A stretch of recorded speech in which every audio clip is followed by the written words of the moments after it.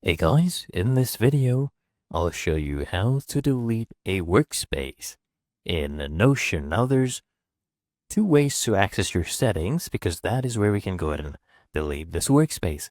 One is by scrolling down here and clicking on settings. The other way is coming here at the top left, clicking on the name of this workspace or your profile icon here. Okay. And then I want you to go ahead and click on settings. So this is the workspace we'll be deleting, right? Click on settings. Now here, under your settings, I have workspace settings. So go ahead and click on general. And here I need you to scroll all the way down. And you'll see this option, delete entire workspace. Go ahead and click on that. Now we need to enter the name of this workspace to be able to permanently delete that.